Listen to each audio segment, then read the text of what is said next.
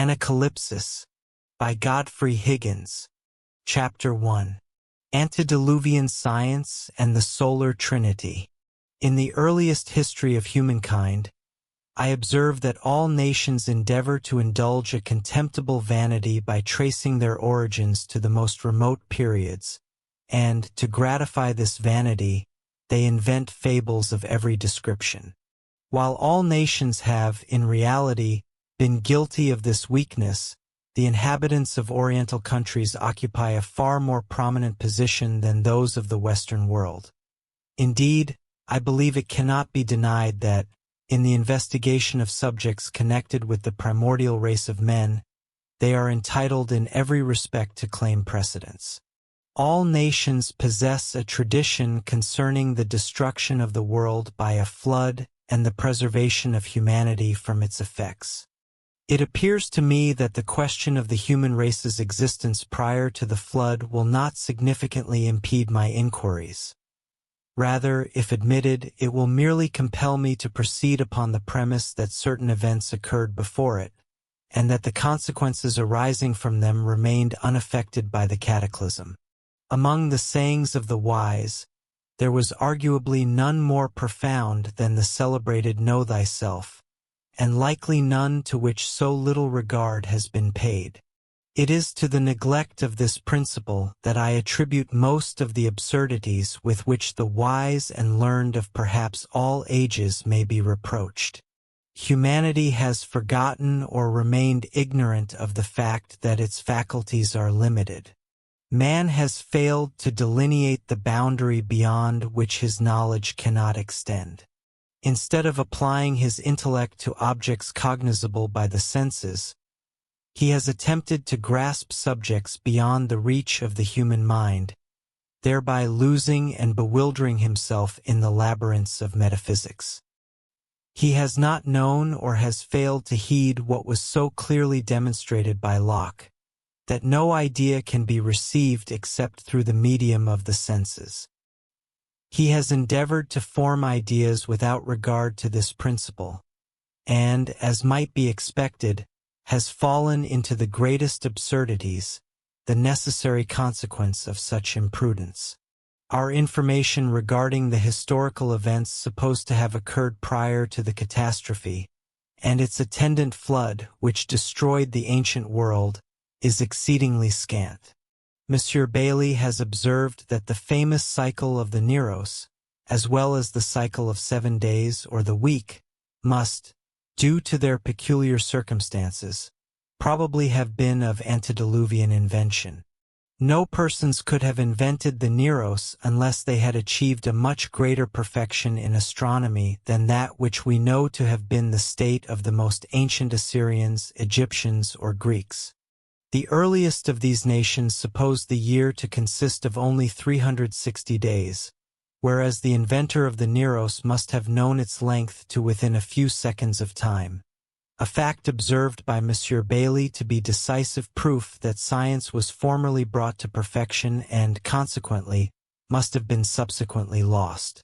Indeed, there exist among the Hindus innumerable proofs that a very profound knowledge of the sciences was brought by their ancestors from the upper regions of India, the Himalaya Mountains, Thibet, or Kashmir. These were, I apprehend, the earliest descendants of those who survived the deluge. However, this science has long been forgotten by their degenerate successors, the present race of Brahmins. The ancient Hindus might have been acquainted with the Neros, but I consider it probable that Josephus was correct in asserting that it is of antediluvian discovery, that is, that it was discovered prior to the time allotted for the deluge. Furthermore, it is a curious circumstance that we receive this tradition from the very people among whom we find the apparently antediluvian portion of the book, or the first tract of the book, called Genesis, concerning which I shall have much more to observe in the course of this work. Throughout all the nations of the ancient world, the planets are found to be appropriated to the days of the week. The 7-day cycle, with each day named after a planet, and the fact that universally the same day is allotted to the same planet across all nations, constitute the primary proof and leave no room to doubt that a single system must have prevailed over the whole. Here lie the origin and the rationale of all judicial astrology, as well as the foundation upon which much of the heathen mythology was constructed. The two were closely and intimately connected. It is the objective of this work to trace the steps by which, from the earliest times and humble beginnings, this system grew to a vast and towering magnitude, covering the world with gigantic monuments and beautiful temples, and enabling one segment of humanity, by means of the fears and ignorance of the other, to trample them in the dust. Uncivilized man is by nature the most timid of animals, and in that state the most defenseless. The storm, the thunder, the lightning, or the eclipse fills him with terror. He is alarmed and trembles at everything he does not understand, which comprises almost everything he sees or hears. Of the various histories of creation, the one contained in the book or collection of books, called Genesis, has been the most celebrated in the Western world, and the nonsense written respecting it may fairly vie with the nonsense previously alluded to of the ancient learned men of Greece and Rome. This book professes to commence with a history of creation, and in our common translation it states, "In the beginning God created the heavens and the earth." However, I submit that for the word heavens, the word planets ought to be substituted. The original term for the word heavens is of great consequence. Parkhurst admits that it bears the meaning of placers or disposers. In fact, it signifies the planets as distinguished from the fixed stars, and constitutes the foundation, as I have stated, and as we shall discover, upon which all judicial astrology, and perhaps much of heathen mythology, was built. The following are the names of the gods allotted to each day: Sunday to the sun, Monday to the moon, Tuesday to Mars, Wednesday to Mercury, Thursday to Jupiter, Friday to Venus, and Saturday to Saturn. It is noteworthy that neither Bacchus nor Hercules is among them, a fact concerning which I shall have an observation to make in a subsequent part of this work. On almost every page, we shall find it necessary to make some reference to judicial astrology, which originated from the planetary bodies. This doctrine respecting the moon will doubtless be considered paradoxical and absurd, and I shall be asked how I account for the goddess Isis. I reply that it is the inconsistencies, contradictions, and manifest ignorance of the ancients respecting this goddess that lead me to conclude that the moon was never an object of worship in early times. Furthermore, it did not become an object of adoration until comparatively modern times, when the knowledge of the ancient mysteries was lost, and not only the knowledge of the mysteries, but the knowledge of religion itself, or at least of its origin and meaning, was extinguished. The slightest attention to the treatises of Plato, Phernudis, Cicero, Porphyry, and, in short, of every one of the ancient writers on the subject of religion, must convince any unprejudiced person that they were either entirely uninformed or pretended to be so. After the rabble began to worship onions, crocodiles, and the like, the moon doubtless received a share of their adoration. Yet all accounts of this are replete with inconsistency and contradiction. For this reason, I consider it to have been a later invention, and that Isis was not originally the moon but the mother of the gods. Many other reasons for this opinion will be presented in the course of this work, when I come to examine the subject of Isis and the moon.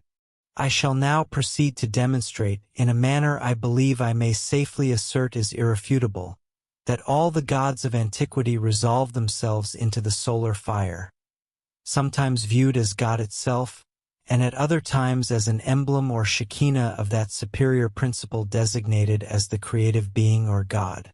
The opinions alluded to here are of such a profound nature that they seem to indicate a state of the human intellect superior to anything encountered in what we are accustomed to term ancient times.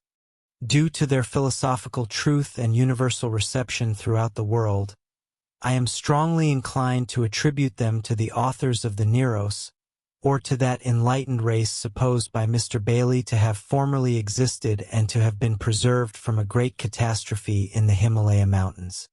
This is confirmed by an observation the reader will encounter in the subsequent text, that these doctrines, like all other ancient tenets, have been gradually corrupted, incarnated, if I may be permitted to coin a term for the occasion. Sublime philosophical truths or attributes have become clothed in bodies and converted into living creatures. Perhaps this originated from a desire among those professing these truths to conceal them from the vulgar eye. Yet, the cause being forgotten, all ranks of society eventually came to understand them in a literal sense, their true character having been lost. Alternatively, this incarnation might have arisen from a gradual decline of mankind, from the high state of civilization attained when those doctrines were discovered, into a state of ignorance produced by revolutions, or perhaps merely by the great law of change that seems eternally operative in all of nature. The human animal, like all others, is in his mode of existence very much the child of accident, circumstance, and habit. As he is molded in his youth, so he generally remains. This is perhaps nowhere better exemplified than in the use of the right hand. Because the child is carried in the nurse's right arm, his right hand is set at liberty for action and use, while his left is at rest. The habit of using the right hand in preference to the left is thus acquired and never forgotten. A similar observation applies to the mind. All the recondite theories found among the early races of man may be traced to natural causes leading men to peculiar trains of thought or mental habits. If they are not to be ascribed to causes of this kind, I should be glad to know where their origins are to be sought. If they cannot be found in these causes, we must account for them by inventing a history of the adventures of some imagined human being, after the manner of the Greeks and many others, whose priests never encountered a difficulty, having always a fable ready for the amusement of their credulous votaries. That the sun was the first object of mankind's adoration is, I apprehend, a fact that I shall be able to place beyond the reach of reasonable doubt.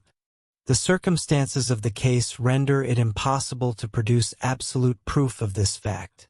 However, it is supported by reason, common sense, and the traditions of all nations when carefully examined to their foundations. The allegorical accounts or mythoses of different countries, inventions of an advanced state of society, do not militate against this doctrine, inasmuch as they are merely allegorical accounts or mythoses. When, after ages of ignorance and error, man became in some degree civilized and turned his mind to a close contemplation of the celestial fire, the fountain of light and life, he would observe, among his earliest discoveries, that all nature was called into action by its powerful agency, and that to its return in the spring season, the animal and vegetable creations were indebted for their increase as well as for their existence. It is probable that, chiefly for this reason, the sun was believed in early times to be the creator and became the first object of adoration. This appears to be but a natural effect of such a cause. After some time, it would be discovered that this powerful and beneficent agent, the solar fire, was also the most potent destroyer. Hence would arise the initial concept of a creator and destroyer united in the same person. But such time would not elapse before it must have been observed that the destruction caused by this powerful being was destruction only in appearance, that destruction was merely reproduction in another form, regeneration, that if he appeared at times to destroy, He constantly repaired the injury he seemed to occasion, and that, without his light and heat, everything would dwindle into a cold, inert, unprolific mass. Thus, the creating, preserving, and destroying powers became concentrated at once in the same being. In India, Brahma, Vishnu, and Shiva. In Persia, Oromast, Mitra, and Aramanius. In Egypt, Osiris, Neith, and Typhon, in each case 3 persons and 1 god. And thus arose the Trimurti, or the celebrated Trinity. I think we may venture to presume that adoration must first have arisen either from fear or admiration, in fact, from feeling. As an object of feeling, the sun instantly presented itself. The effect arising from the daily experience of his beneficence does not seem to be of such a nature as to diminish with familiarity, as is the case with most feelings of this kind. He obtrudes himself upon our notice in every way. But what is there in the earth upon which we tread, and which is nothing without the sun, that should induce the half-civilized man to suppose it an active agent, or to suppose that it created itself?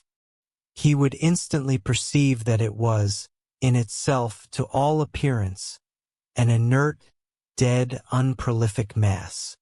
And it must, I think, have required an exertion of metaphysical subtlety infinitely greater than my Trinity required, to arrive at a pantheism so completely removed from the common apprehension of the human understanding. In my original theory, everything is natural and seductive. In the other, everything is unnatural and repulsive. Of equal or nearly equal date, and almost as widely disseminated throughout the world as the doctrine of the Trinity, was that of the hermaphroditic or androgynous character of the deity. Man could not help observing and meditating upon the differences of the sexes. He was conscious that he himself was the highest in rank of all creatures of which he had knowledge, and he very properly and naturally, as far as was within his power, fashioned God after the being of highest rank known to him, after himself. Thus, it might be said that in his own image, in idea, he made his God. But of what sex was this God? To make him neuter, supposing man to have become grammarian enough to have invented a neuter gender, was to degrade him to the rank of a stone. To make him female was evidently more analogous to the general productive and prolific character of the author of the visible creation. To make him masculine was still more analogous to man's own person, and to his superiority over the female, the weaker vessel. Yet this was still attended by many objections. From a consideration of all these circumstances, a union of the two was adopted, and he was represented as being androgynous. Of all the different attributes of the Creator, or faculties conferred by him upon his creatures, there is none so striking or so interesting to a reflecting person as that of the generative power. This is the most incomprehensible and mysterious of nature's powers. When one considers all the adjuncts or accidents of every kind so interesting to the passions and feelings of man, it is not surprising that this subject should be found, in some way or another, to occupy a place among the primary human superstitions. Thus, we discover it ubiquitously accompanying the triune God, known as the Trimurti or Trinity, as previously delineated, manifested in the highly symbolic form of the singular obelisk or stone pillar, denominated the lingam or phallus, and the equally significant yoni or ties, representing the female generative organ. These appear sometimes in isolation, yet frequently in conjunction. Once humanity had become convinced of the existence of a deity, the subsequent intellectual progression would arguably be the discovery of the doctrine of the soul's immortality. Long before reaching this juncture, man must have observed, and frequently attempted to rationalize, the existence of moral evil. How to reconcile this apparent blemish within creation with the beneficence of an omnipotent creator must have presented a formidable difficulty. He likely had recourse to the only expedient available to him, a solution to which he appears to have been guided by a wise dispensation of providence, the doctrine of a future state of existence.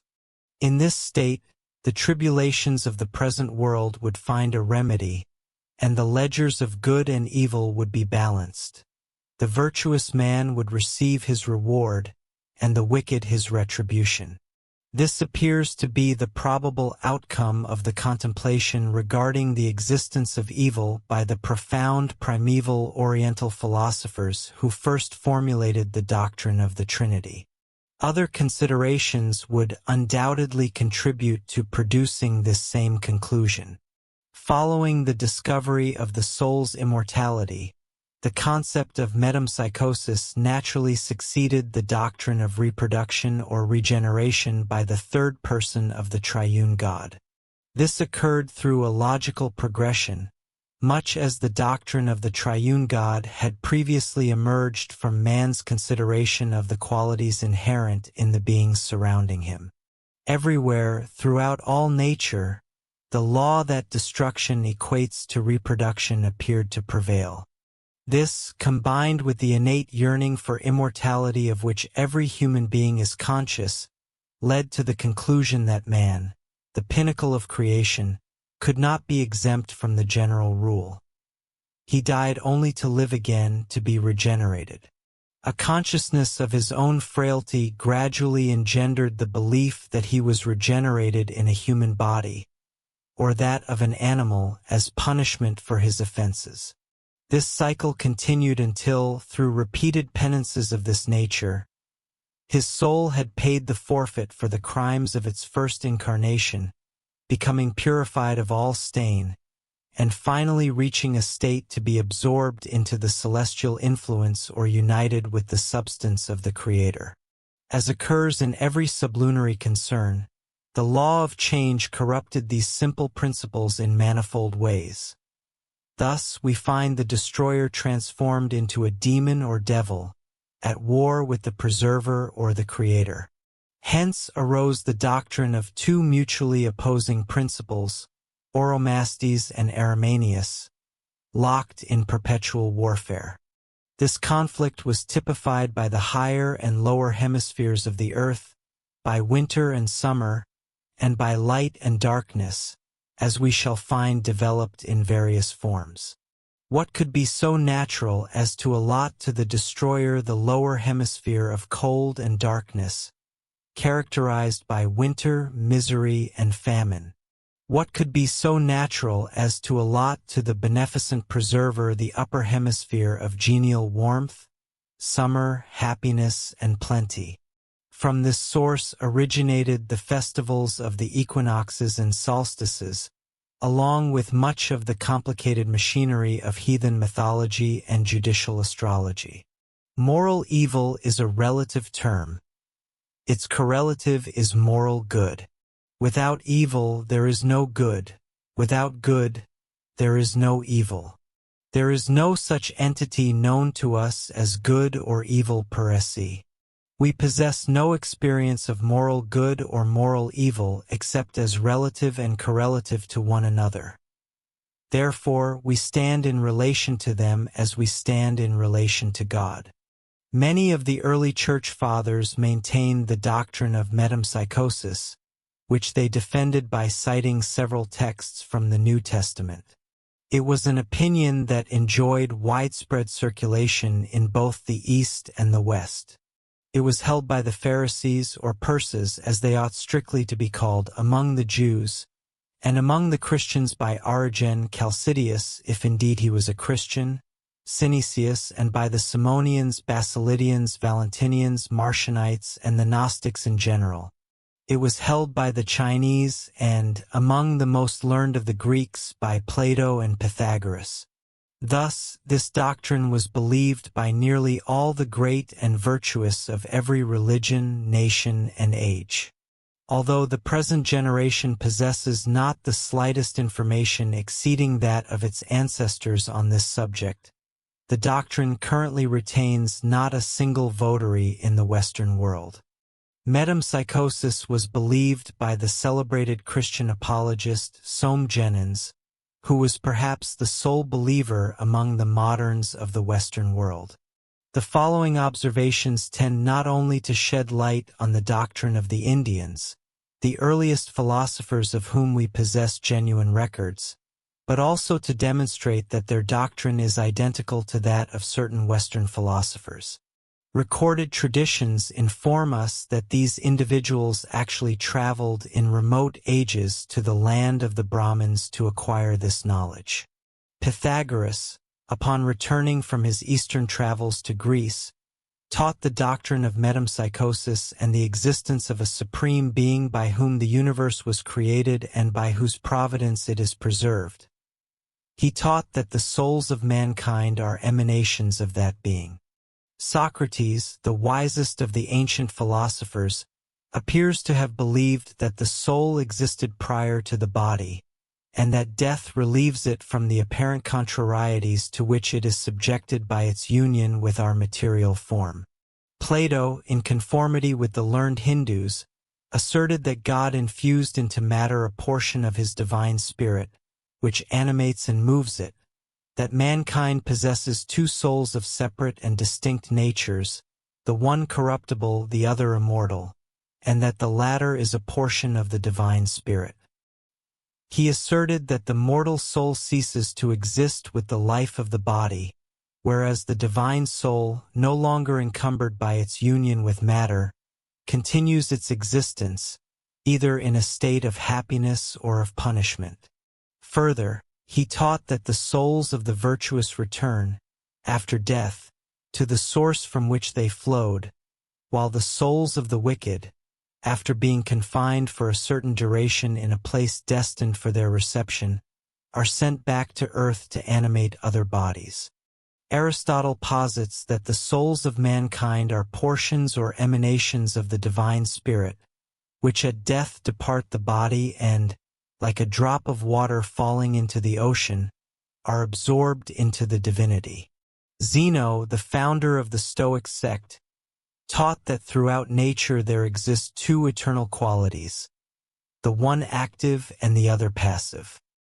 He held that the former is a pure and subtle ether, the divine spirit, and that the latter is in itself entirely inert until united with the active principle.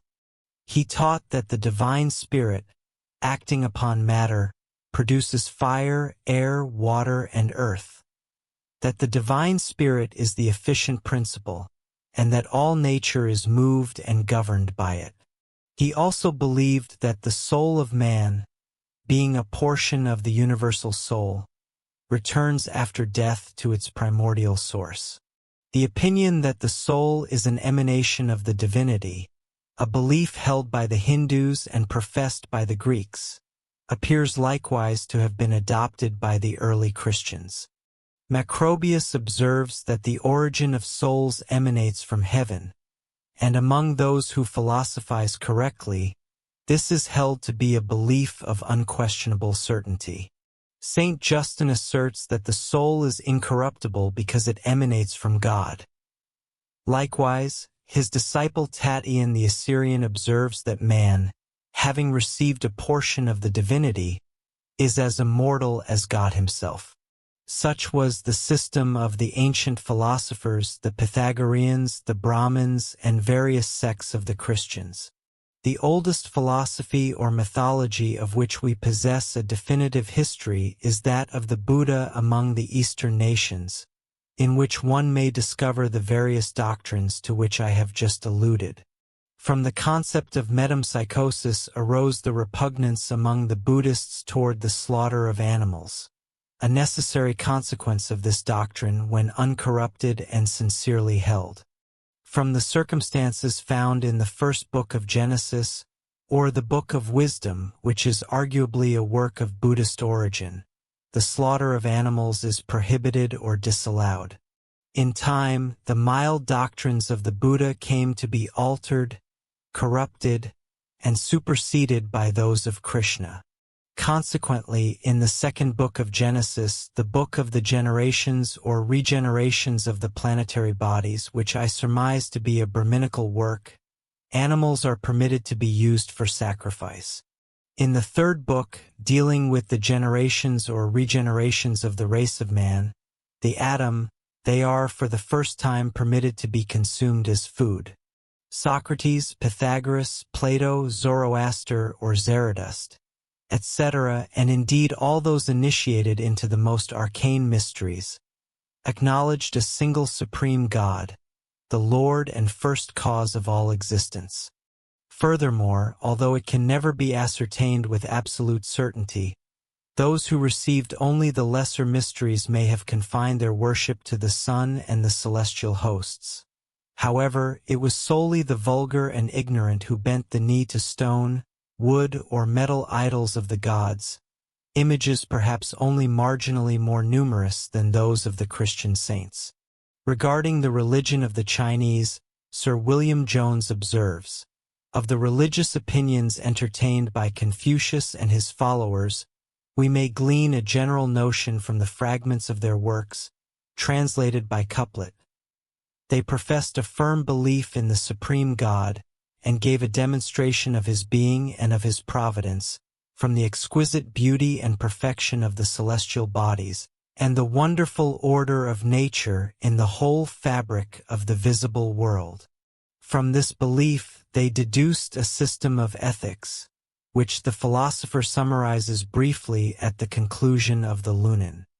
He, says Confucius, who shall be fully persuaded that the Lord of heaven governs the universe, who shall in all things choose moderation, who shall perfectly know his own species, and so act among them that his life and manners may conform to his knowledge of God and man, may be truly said to discharge all the duties of a sage, and to be exalted above the common herd of the human race."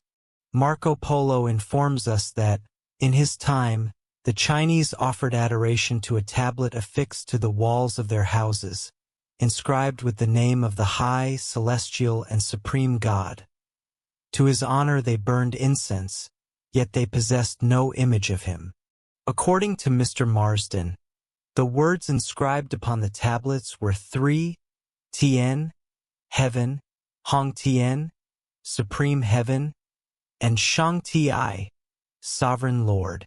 De Gines relates that the word Tien represents, indifferently, both the visible heaven and the supreme deity. Marco Polo further recounts that from the God whose name appeared on the tablet, the Chinese petitioned for only two things: sound intellect and bodily health. However, they possessed another deity, represented by a statue or idol named Nadagai, who served as the god of all terrestrial matters, in essence the god and creator of this world, inferior and subordinate to the Supreme Being. From this entity, a sort of mediator, they petitioned for fair weather or whatever else they required. Here, evidently, lies a striking similarity to the doctrines held by certain early Christian heretics. It seems sufficiently clear from this account that originally, and likely at that time as well, the Chinese, akin to the ancients of the West amidst their degrading idolatry, nevertheless acknowledged one supreme God attended by many subordinate agents. This structure is precisely the same as that of the heathens of Greece and Rome, and of modern Christians who employ the names of inferior gods, angels, demons, saints, etc. In fact, they were deists. In addition to the authorities already cited to demonstrate that the entirety of the various gods of antiquity, when properly examined, resolve ultimately into different appellations of the God soul, it would be a simple task, were it necessary, to produce many more examples from every quarter of the globe. However, it may be asked, how shall we account for the goddesses? The reader shall now see, beginning with the testimony of the learned and reverend Mr. Maurice, Whoever will read the Gita with attention will perceive in that small tract the outlines of nearly all the various systems of theology of Asia. That curious and ancient doctrine of the Creator existing as both male and female, mentioned in a preceding page as being designated in Indian temples by a very indecent exhibition of the masculine and feminine organs of generation in union, occurs in the following passage. I am the father and mother of this world. I plant myself upon my own nature, and create again and again this assemblage of beings. I am generation and dissolution, the place where all things are deposited, and the inexhaustible seed of all nature. I am the beginning, the middle, and the end of all things. In another section, he states more directly, the great Brahm is the womb of all those various forms which are conceived in every natural womb, and I am the father that soweth the seed. Manichaeus, according to Theodoret, stated in his allegorical language that a male virgin gave light and life to Eve. That is to say, he created her. Furthermore, the pseudo-Mercurius Trismegistus in the Paymander asserted that God, being male and female because he is light and life, engendered by the word another intelligence, which was the Creator. The male virgin, Theodoret explains, was called Joel or Il, which Bozaber interprets as El, God, and Joha, life-making, vivifying, life-giving, or the generating God. Thus far I cite my friend Beverley. However, this was probably merely the god Iao, of which we shall treat hereafter. Again, Mr. Beverley observes, in Genesis it is written, God said, let us create man after our own image and likeness. This, then, ought in strictness of language to imply a male and female God, or else the creation would not be after the likeness proposed. The male virgin of the Orientals is, I am aware, considered by Plato to be identical to his Aegea, or Vesta, whom he designates as the soul of the body of the universe. This Hestia, incidentally, is in my view a Sanskrit figure whose name I take to have been est, meaning she that is or exists, bearing the same signification as the great name of the Jewish deity. Est is demonstrated in the Celtic Druids to be a Sanskrit word, and I harbor no doubt regarding this derivation. The terminal a is added by the Greek idiom to denote the female gender, as they held an aversion to indeclinable proper names, such as HEST or EST would otherwise have been. Extract from a letter from Mackenzie Beverley. The following extract is taken from Sir William Jones's dissertation on the gods of Greece and India. We must not be surprised at finding, on a close examination, that the characters of all the pagan deities, male and female, melt into each other, and at last into one or two. For it seems a well-founded opinion that the whole crowd of gods and goddesses in ancient Rome and modern Varanus mean only the powers of nature, and principally those of the sun, expressed in a variety of ways and by a multitude of fanciful names. Thus, we perceive that there is, in fact, an end to the multitude of heathen gods and goddesses, figures so disguised in the pantheons and various books which the priests have published from time to time. These publications were designed to instill into the minds of their pupils the notion that the ancient heathen philosophers and legislators were slaves to the most degrading superstition, and that they believed such nonsense as the metamorphoses described by Ovid, or the loves of Jupiter, Venus, etc. That the rabble were indeed the victims of a degrading superstition, I have no doubt. This condition was produced by the knavery of the ancient priests, and it is in order to reproduce this effect that modern priests have misrepresented the doctrines of their predecessors. By disparaging the religion of antiquity, they imagined they could persuade their devotees that their new faith was essential for the welfare of mankind, a religion which, as a consequence of their corruptions, has proven in practice to be far worse and more injurious to the interests of society than the old one. Indeed, arising from these corruptions, the Christian religion, which in its unadulterated state is one of purity and truth, has brought not peace, but a sword.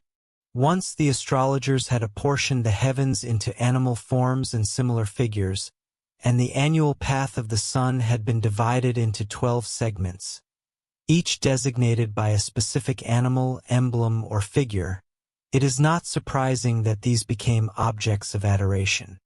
Mr. Dupuy has demonstrated that this was the origin of the Arabian and Egyptian worship of animals, birds, and the like.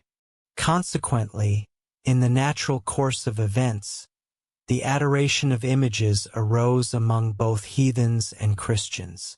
Mr. Dupuy, in his first chapter, has indicated that, in all probability, all nations initially worshipped without altars or temples, in groves and upon high places, as we are told was the custom of the Persians. After a certain period, temples and idols, along with all their inherent abuses, were established in Persia. These, in turn, were eventually altered or abolished, and the worship of the sun was restored, or perhaps the worship of the sun serving merely as an emblem of the Creator. This appears to be the Reformation attributed to Zoroaster. At the time of the Exodus, the Israelites had evidently succumbed to the worship of Apis the bull, or the golden calf of Egypt. It was the objective of Moses to abolish this practice and to substitute in its place the worship of one God, i.e. Jehovah, who was, in fact, merely the sun or the solar fire, yet not the sun as creator, but rather as an emblem or the Shekinah of the divinity. However, in the course of this work, I shall present a number of extraordinary facts sufficient to prove that a black race, in very early antiquity, exercised greater influence over global affairs than has recently been suspected.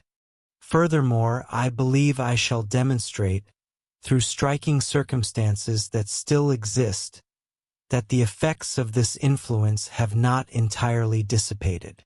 Sir William Jones held the opinion that a great nation of blacks formerly possessed dominion over Asia, holding the seat of empire at Sidon. These must have been the people referred to by Mr. Maurice as Cushites or Cuthites, as described in Genesis, and the view that they were black is corroborated by the translators of the Pentateuch, known as the 70, who consistently rendered the word Cush as Ethiopia. We possess no direct account of this nation, yet it must have flourished subsequent to the deluge. If I succeed in amassing sufficient evidence to convince an impartial mind, the existence of this empire must be acknowledged. The religion of Buddha in India is well known to be of great antiquity. In the most ancient temples scattered throughout Asia, where his worship continues to this day, he is depicted as jet black, possessing the flat face, thick lips, and curly hair characteristic of the Negro. Several statues of him may be found within the collection of the East India Company. There are 2 exemplars depicting him brooding over the face of the deep, seated upon a coiled serpent. To what era are we to assign this black deity? He will be proven to predate Krishna. He must have been prior to or contemporaneous with the Black Empire which Sir William Jones posited to have flourished at Sidon. The religion of this black god is found, evidenced by the ruins of his temples and other circumstances, to have spread over an immense expanse of territory, reaching even the remotest parts of Britain, and to have been professed by an inconceivably numerous body of devotees. The fact that the translators of the Septuagint version of the Pentateuch rendered the word Cush as Ethiopia constitutes decisive proof that the theory of 2 Ethiopias is well founded. Whoever the translators may have been, it is utterly impossible to believe they could have been so ignorant as to suppose that the African Ethiopia bordered the Euphrates, or that the Cushites were synonymous with the African Ethiopia. Eusebius states that the Ethiopians arrived and settled in Egypt during the time of Amenophis. According to this account, as well as that provided by Philostratus, no such country as Ethiopia existed beyond Egypt prior to this invasion. According to Eusebius, these people originated from the river Indus and established themselves to the south of Egypt, in the country subsequently named Ethiopia after them. The circumstance mentioned by Eusebius that they came from the Indus implies, at the very least, that they arrived from the east rather than the south, leading one to suspect they crossed the Red Sea from Arabia. Herodotus asserts that there were two Ethiopian nations, one in India and the other in Egypt. He derived his information from the Egyptian priests, a class of people who must have possessed the truth. Philostratus states that the gymnosophists of Ethiopia, who settled near the sources of the Nile, were descended from the Brahmins of India, having been driven thence for the murder of their king. Philostratus affirms he learned this from an ancient Brahmin named Jarchas. Another ancient writer, Eustathius, also states that the Ethiopians originated in India. These concurring accounts can scarcely be doubted. Herein one may discover the mode and time by which vast numbers of ancient rites and ceremonies were likely imported from India into Egypt. In his treatise on Egypt and the Nile in Asiatic Researches, Mr. Wilsford informs us that many very ancient statues of the god Buddha in India possess crisp, curly hair, flat noses, and thick lips. He adds that it cannot reasonably be doubted that a race of Negroes formerly held power and preeminence in India. This is confirmed by Mr. Maurice, who observes, "The figures in the Hindu caverns are of a very different character from the present race of Hindus. Their countenances are broad and full, the nose flat, and the lips, particularly the under lip, remarkably thick." Justin states that the Phoenicians, being obliged to leave their native country in the east, settled first near the Assyrian Lake, which corresponds to the Persian Gulf. Maurice adds, "We find an extensive district named Palestine to the east of the Euphrates and Tigris. The word Palestine appears to be derived from Palestine, the seat of the palace, or shepherds. Pali in India signifies shepherd. It is a well-known fact that when our Hindu soldiers arrived in Egypt during the late war, they recognized the gods of their own country within the ancient temples, particularly their god Krishna.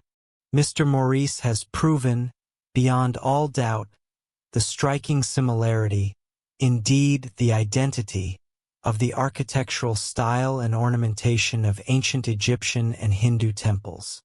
In my essay on the Celtic Druids, I have demonstrated that a great nation known as the Celti, of whom the Druids were the priests, spread themselves over almost the entire earth, and may be traced by their rude, gigantic monuments from India to the extremities of Britain. Who these could have been, other than the early individuals of the black nation we have been discussing, I do not know. And in this opinion I am not alone.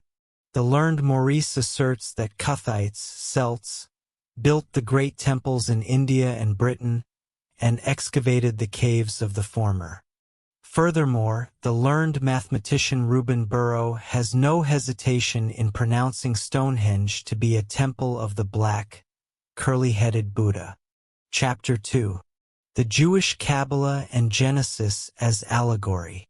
Although it may not be possible to construct a fully connected and complete system, it will nonetheless be no difficult matter to demonstrate that, at one particular time, the worship of the Chaldeans, Persians, and Babylonians was directed toward one supreme God, that the sun was worshipped merely as an emblem of the divinity, and that the religions of Abraham, the children of Israel, and these Eastern nations were originally identical. In the first verse of the book of Genesis, the Allium, which will be demonstrated to signify the Trinity, being in the plural number, are said by wisdom to have formed the planetary bodies from pre-existing matter. These bodies were believed by the Magi to be the rulers or directors of human affairs, an opinion I shall investigate in due course. From these premises, it is evident that this narrative is, in fact, a Persian or even more ancient Eastern mythos. Furthermore, in the first book, man and woman are created simultaneously, whereas in the second, they are formed at different times. Similarly, in the first book, the fruit of all trees is granted to man. In the second, this is contradicted by the express prohibition of one specific tree. These represent, in reality, two distinct accounts of creation. The commencement of the fifth chapter, or third tract, appears to be a recapitulation of the first, intended to connect it with the history of the flood.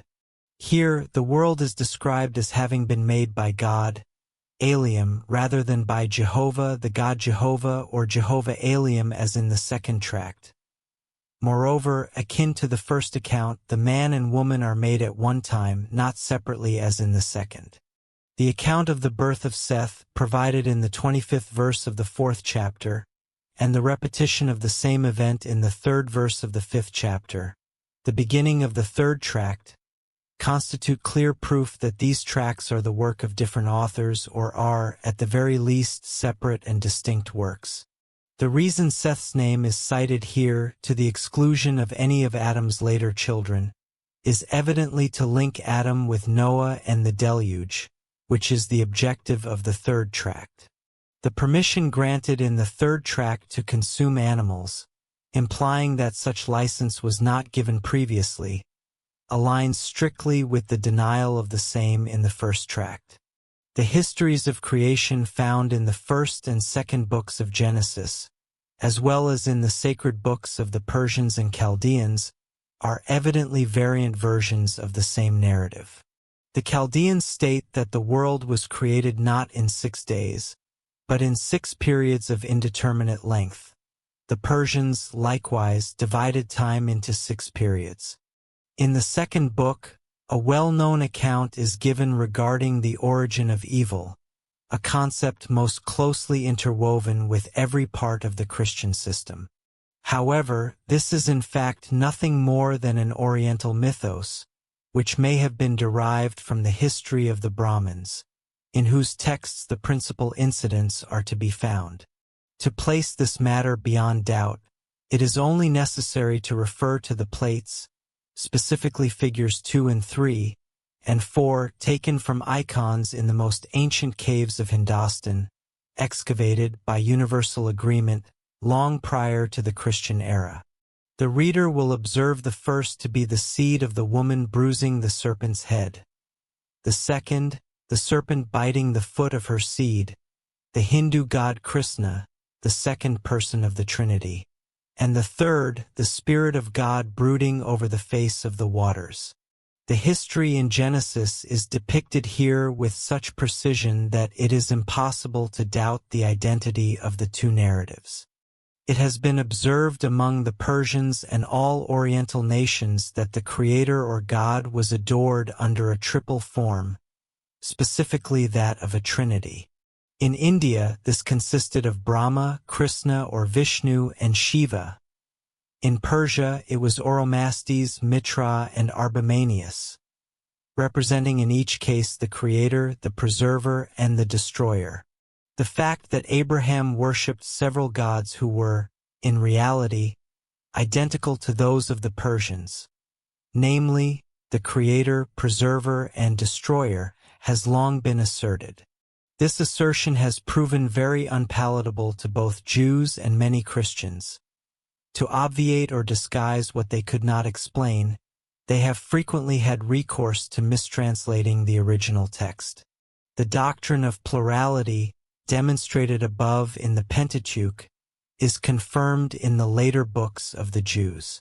Perhaps no word in any language has been the subject of more writing than the word Elohim, or as modern Jews corruptly term it, Elohim. Yet all its difficulties are immediately resolved by considering it a representation of the united Godhead. The Trinity in unity, three persons in one God. The meaning of mediator, preserver, or intervener, combined with its character as a collective noun, at once identifies it with the Trinity of the Gentiles. Christians may be vexed to find their God addressed by the same name as the heathen gods, but this parallels the instances where he was called Sadi, Saddim, Adni, Adonai, or Adonis. It appears not unlikely that through the different modes of writing the word al, a distinction of sexes was originally intended. The heathen divinities Ashtaroth and Baalzebub were both called Alium. Furthermore, the Venus Aphrodite, Urania, and others were of both genders. The god Mitra, the Savior, was likewise both male and female. It appears that in these ancient texts, God is designated by names that are sometimes singular, sometimes plural, sometimes masculine, and sometimes feminine. Although he is occasionally of each gender, for he must be of the masculine or feminine gender, as the ancient language possesses no neuter, he is not called by any name conveying the idea of a goddess or a feminine nature separable from himself. My hypothesis is very abstruse and difficult to explicate. He is, in fact, in every case androgynous, for in no instance I have produced is a term used exclusively belonging to one sex or the other. He is never styled Baltz, Astaroth, or Queen of Heaven. Many Christians, no doubt, will be significantly alarmed and shocked at the idea of the word ale being of the feminine gender. Yet, why should the Hebrew language not possess a feminine form for the word al, just as English has a feminine to the word god and goddess, or the Romans in the words deus and dea? And why should God not be of the feminine gender as readily as the masculine? Who knows what gender God is? Who, in this day, is so foolish as to fancy that God is of any gender? We have seen that all the gods of the Gentiles were of both genders. We find God called El, Ale, Alu, Alam, and Alium, more frequently Alium than any other name. The god Baal was both masculine and feminine, and the god of the Jews was once called Baal. The word Alium has been derived from the Arabic word Allah, God, by many learned men. The Allah, or the emphatic Allah cited by Calasio regarding the Arabians, is evidently the Al of the Chaldees or Jews. In the first verse of Genesis, the word Alium is found without any preceding particle and, therefore, ought to be literally translated as God's formed. However, in the second chapter of Exodus, verse 23, the emphatic article E is present, and therefore it ought to be translated that their cry came up to the gods or the Alium. In the same manner, the first verse of the third chapter ought to read the mountains of the gods, or of the Alium, even to Horeb, rather than the mountains of God.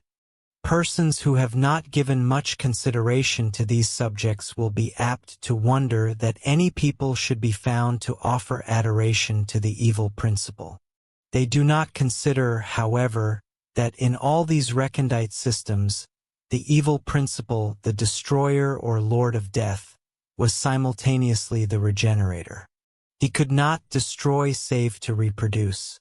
It was probably not until this principle began to be forgotten that the evil being, per se, arose, for in some nations this effect seems to have occurred. Thus, Baalzebub is in Hiberno-Celtic Baal, Lord, and Zab, Death, Lord of Death.